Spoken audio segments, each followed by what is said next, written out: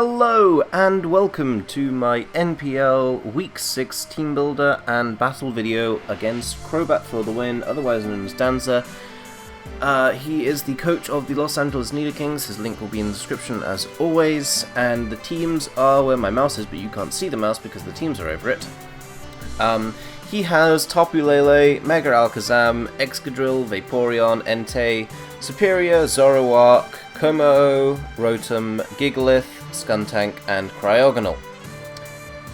I would like my dear viewers to look at Mega Alakazam and look back at my team.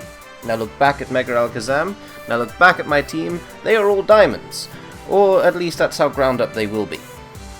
Mega Alakazam is quite probably the worst possible matchup I could have faced this entire season, and the fact that he has Psychic Terrain as well, with my Psychic Resist being 2-hit KO by Tapu Lele's other stab, if not O-Code, this is a tough matchup.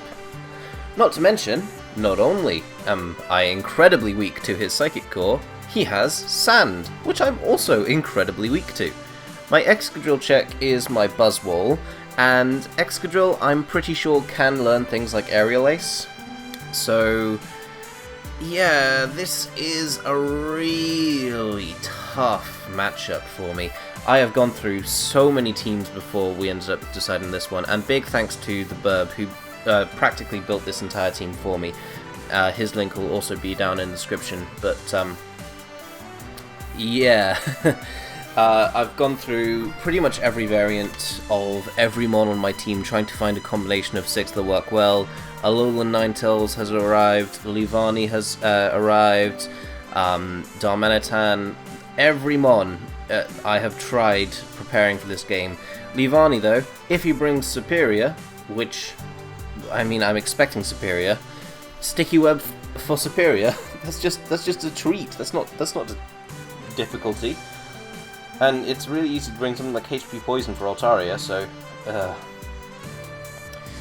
so yeah, this has been probably the hardest prep that I've had yet, and it's really, it's just a really tough matchup, in all honesty. There's not very much on my team that works well against his, and his team have a lot of big offensive threats that I don't really have defensive answers for. This game would have been easier about 3-4 weeks ago when I had things like Ferrothorn on my team, but I traded that away. My Steel type is now Kartana, that dies to a Psychic, so yeah. Basically this was a difficult week in terms of prep, but enough of the down stuff. Let's move into the team itself. Starting off with the Choice Scarf Pelipper. Now, I have not yet brought rain this entire season. It's been 5 weeks so far. It's high time I actually bring rain. And I looked at this matchup and thought, one of the only things that I think actually does well in this matchup is rain, is specifically Pelipper. It helps me deal a lot with things like his Entei, with the Scarf, it helps me deal with Superior, and more importantly, it resets the Sand, so Excadrill does not have enough turns to try and sweep me. And it also outspeeds Excadrill after it's coming on it because of Drizzle, of course. So yeah, this was one of the first Pokemon on my team builder. I went with a 192 speed with a timid nature. That means that I do definitely outspeed. I don't think it actually has any specific benchmarks. It reaches 353 speed, which is slower than Superior and slower than Mega Alakazam. But here's the thing for this week, I'm heavily expecting him to just speed creep my Kartana. As in, I'm expecting Mega Alakazam and Superior both to be just a little bit faster than my 109 crowd, which I've got 2 mons in. So I'm expecting them to be 349, maybe 350 speed if they're thinking, okay, he might anticipate that. This just speed creeps the speed creep of the speed creep of that mon, basically. It's 353 speed, just outspeeding a couple of speed creeps. Mega Alakazam, it takes like 50 EVs in order for it to outpace Kartana with a modest nature. So I'm heavily expecting this Alakazam to be bulky, and because of that I'm heavily expecting it to be relatively slow compared to most Mega Alakazam, and so my Pelipper might be able to put in work against that too. U-turn is for momentum. I mean, it's not going to do damage to anything, but yeah, it's just the best momentum gathering move that I can get if I don't feel like giving things like Tapu Lele a free switch in. Hurricane, Scald. Hurricane with... Hurricane is basically my answer to a Superior here, because I'll probably outspeed it, and even if I don't, unless he's very, very offensive, he can't 2-hit KO me, and then in that situation he'll also struggle against things like Altaria. Basically, Pelipper helps me deal with the Superior. Hurricane will OHKO it from full unless he has a huge amount of HP investment, and I believe after Rocks damage I guarantee kill it. Scald is Scald, it can burn things, and that would be nice. And Toxic is something I'm honestly... this might not be so obvious, but he's not actually brought the Psychic Core the last couple of weeks. And if he chooses not to go with the Psychic Core, he can bring things like Vaporeon, Entei, Zoroark, Komodo, Gigalith, Skuntank, Cryogonal. None of them, well, I mean, aside from Skuntank, appreciate a Toxic on him. So if he decides to go completely against what I'm thinking, expecting me to hard prep for the Psychic Core, then I think that going with Toxic means that my otherwise relatively useless Scarf Pelipper, who really can't do much to things like Vaporeon, can catch it on the switching with the Toxic, and it's just a generally decent move to click against it, and then I can proceed to go from there. So yeah, that's the Pelipper set. Next up is another Scarfmon, a Kartana, Scarf Kartana. Yeah.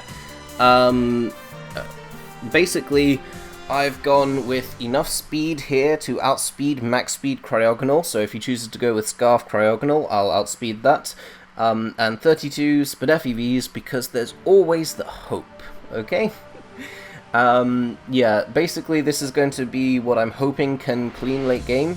Leaf Blades, Sacred Sword, Smart Strike, and Xyzor have perfect coverage versus his team, I'm pretty sure. The only thing it doesn't hit super effectively are things like the Komodo and the Entei, which I can't hit super effectively, so yeah. Yeah, just looking for this to clean up late game if it can, but it's also a bit of a worry because if he somehow knocks it off, then this becomes a liability, because Mega Alakazam with Beast Boost is a no. I do not want that at all.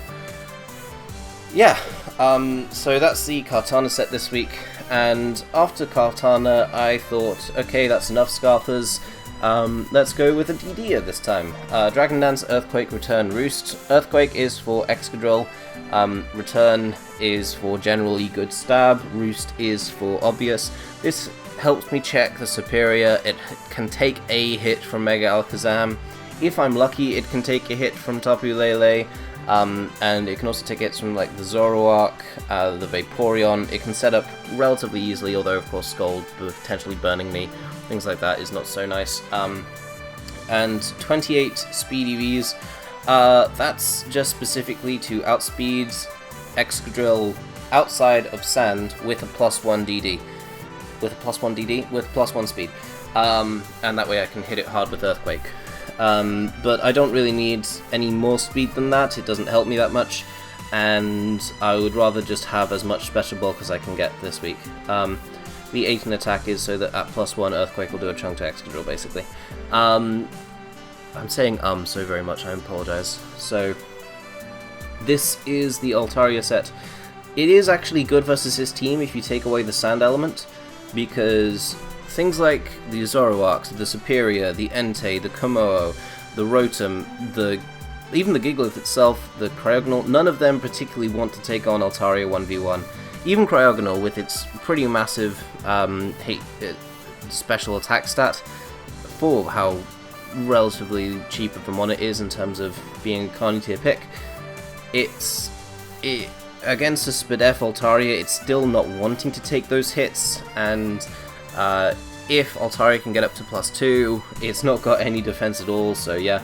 That's actually part of the reason I'm half expecting Scarf Cryogonal here, because I feel like the fact that I've brought Mega Altaria several times and it's gotten 11 kills and has never died might mean that he preps in such a way that Scarf Altaria is not so much of a problem.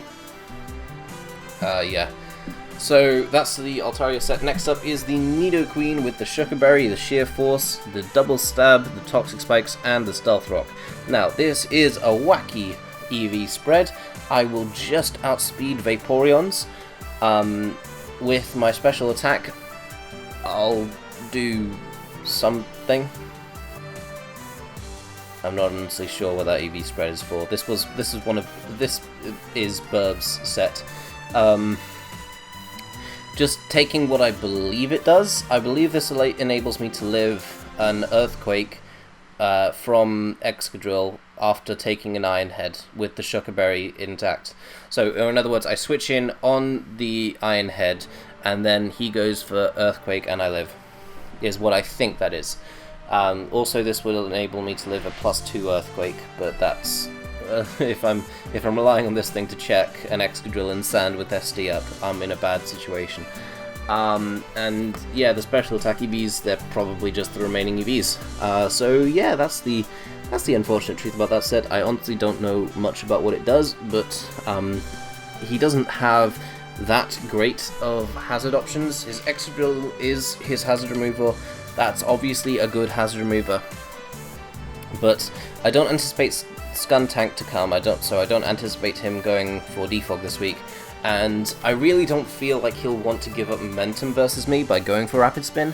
Things like my Buzzwole, my Poliwrath, my Pelipper, he doesn't want to let them come in for free on his Excadrill. He'll want to try and fire off attacks or set up an SD, and so he might not even bring Rapid Spin this week. I feel like an SD3 attack set is just really good versus my team.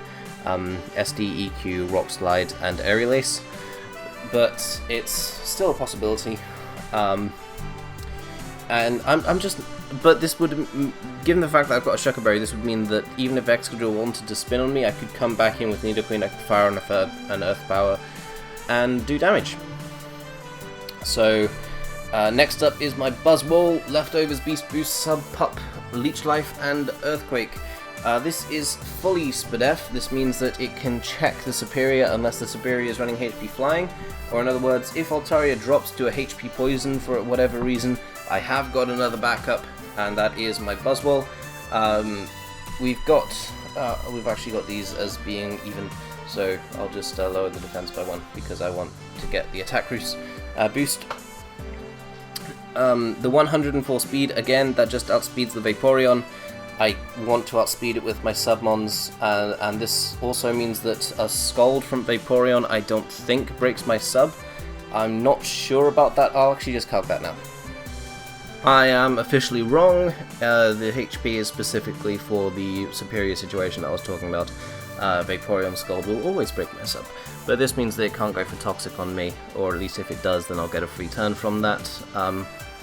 Yeah, this thing just helped me check the Sand. If he brings Excadrill without Aerial Ace, then EQ will kill it.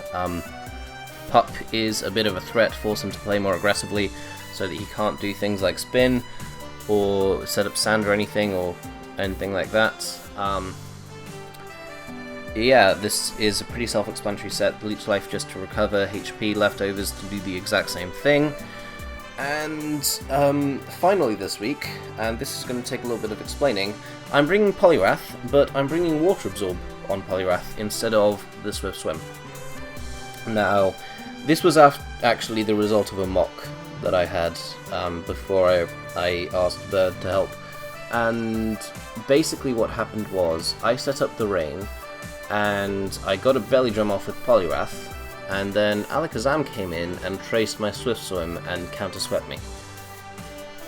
It was not a very pleasant time.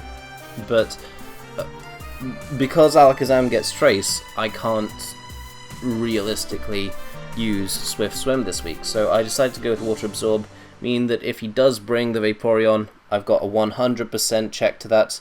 Vaporeon obviously can't break my sub with anything it goes for.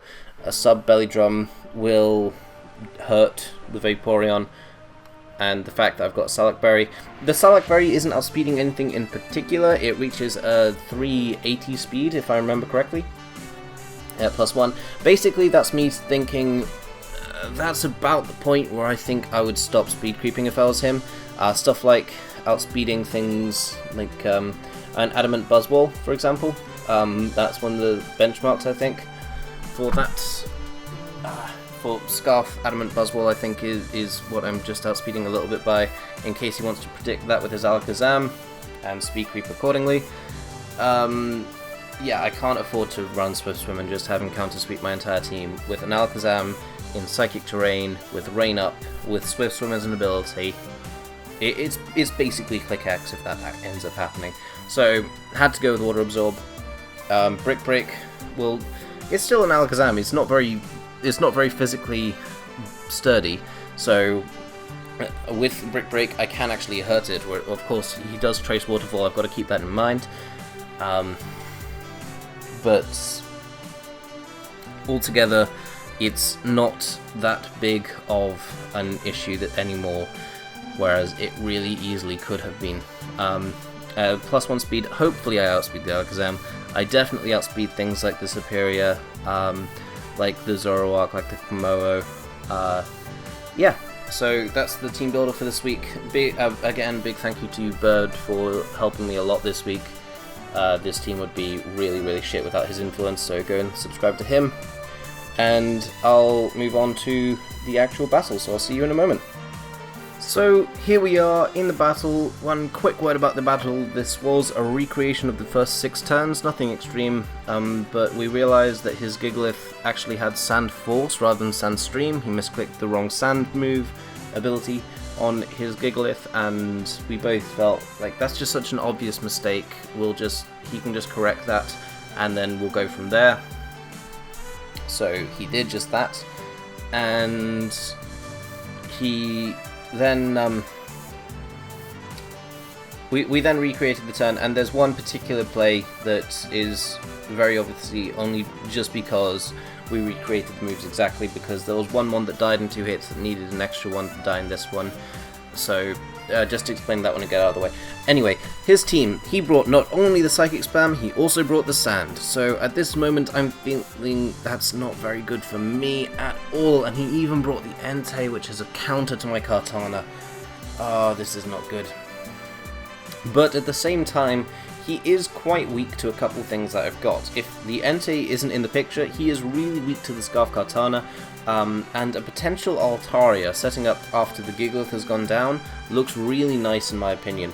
I feel like I can set up on the Rotom, I can set up on most of the Alakazam sets that I've been preparing for, although I'm kind of half expecting Encore as well, so that's, yeah. And not only that, but also the Poliwrath is in a decent position here. So looking at team matchup, I'm feeling he's leading one of two things. He's either leading the Excadrill in anticipation of something like my Nidoqueen, or he's going to lead with the Entei. And so as a result of that, I just choose to lead off with my, eventually, Pelipper.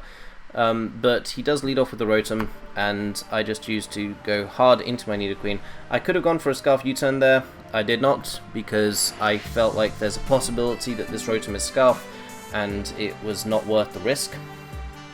So he Wisped on that turn, he hit, and, well, okay, that's fine. And here I just choose to go for my Toxic Spikes. I feel like T-Spikes are more useful to me than Stealth Rock in this game. He only has one Rock Speak Mon. I have the Shucker Berry, so I do decide to stay in here and go for the Earth Power as he goes out into his Rotom. Just the Rotom. And here I just choose to set up my Stealth Rock as he goes for the Shadow Ball. Here I actually live 2 Shadow Balls. In the original game he got 2 relatively high rolls, 38% each, and so Nidoqueen went down in 2, so that's why I Earth Power on this turn. And go down with my hazards on the field of play. So that meant that I could go out into my Pelipper, restore my Rain, and just go for the U-turn here, as he goes hard into the Gigalith, expecting me to go for probably a Scarf Hydro Pump, which would have done a huge chunk to the Rotom. And now we're caught up to the game where we realise that the Gigalith didn't have Sandstream. So Buzzwole comes out as I just choose to set up a sub here. I don't feel like there's anything else worth going for really. Leech Life won't do much to the Rotom. And here he's fearing me to be something like a Toxic set, or maybe some sort of Bulk Up Roost set that he can't really beat. But Bulk Up Roost he can beat with Wisp. As he just decides to switch out into his Entei. And I just choose to go for Leech Life. Now, it's revealed here that I am actually faster than him, but I'm actually a huge idiot and didn't see this in the battle, so I thought that the Entei was probably going to outspeed me, and I just hard switched into Pelipper. Now that I look back on it, the Sandstorm hit me first. I should have probably just gone for Sub and then Earthquake, because at 50%, even physically defensive Entei takes a lot of damage. Here, I went for U-turn, expecting him to switch out into something, because it's an Entei and he's keeping it in versus a Pelipper. But he does just stay in, predicting me nicely, and goes for the Will-O-Wisp. Now, that's annoying. Poliwrath could do a lot of work this game, but I think it's better to have Poliwrath do something than nothing, so I'll just sub up, Belly Drum up on the Alakazam, see if I can outspeed it. As he actually chooses to stay in here and go for the Bulldoze, probably to make sure that his Alakazam could outspeed me. No, because it's got Trace. So I'm not entirely certain about that, but I go for Belly Drum here, get the Slackberry, ready to fire off a hit as he goes for the Roar. So basically, Poliwrath has done nothing this entire game. As here, Pelipper comes in, I just decide to kill off the Entei with Pelipper, because there's no good reason not to, as he just goes out into his Tapu Lele, and here I just feel there's literally nothing that my Poliwrath is doing this entire game, so I'm just going to sack it off here. As it's burnt, it's at 13%, it's used up its Salac Berry, there's nothing it's doing.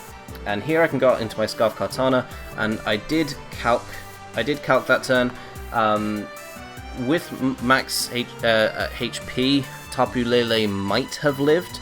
It was a roll, and it was somewhat in my favour, but that's max HP Tapu Lele, which realistically he's not going to bring versus me. He'll want more offensive because I'm slow. And that means that Leaf Blade with Kartana is probably a guaranteed OHKO, as I can just go for it versus the Rotom. And that's good for me. As he goes out into his Alakazam here, and I'm thinking, oh, that's good, Kartana can just pick up another kill here, because he's probably not expecting Scarf Kartana. I brought it a lot. I wasn't originally going to bring it this week. I was originally trying to do something with a sub Salackberry Kartana, but then I realized Excadrill plus E-Speed plus no set of opportunity anywhere, so that didn't end up happening.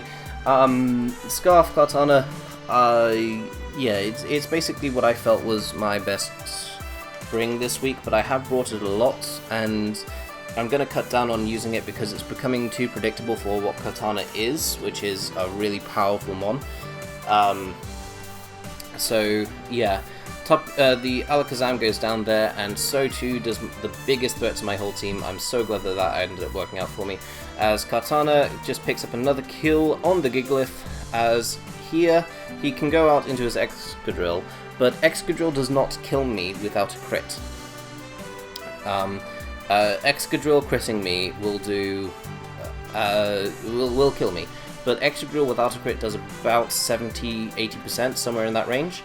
And so I could have easily just stayed in here and gone for Leaf Blade, gone for the differential points, gone for the 4-0, but I also realise I really don't want to take the chance that I end up losing this game due to hacks, because if Kartana goes down, look at my team and then look at Tapu Lele, it can just destroy me. Even if it is poisoned, I don't have what it takes in order to kill it before it can kill me, because it OHKOs everything with either Psychic or Moonblast. So I feel it's just a lot safer, even if it doesn't do as much for my differential, if I just sack off my Pelipper here, get rid of the sand, unless he's Sandstorm Excadrill, which I'm really not expecting him to be, and I just fire off a Scald here, do a hefty chunk to the Excadrill, it does not die, as he goes for the Rock Slide, which does kill me with a crit. It wouldn't have killed me without a crit, but realistically, like, Pelipper couldn't have OHKO'd the Tapu Lele, so it didn't matter. Just mattered for who got the kill. Pelipper could not have OHKO'd Tapu Lele, and then the Tapu Lele would have picked up a kill on it, and Kartana would have killed the Tapu Lele.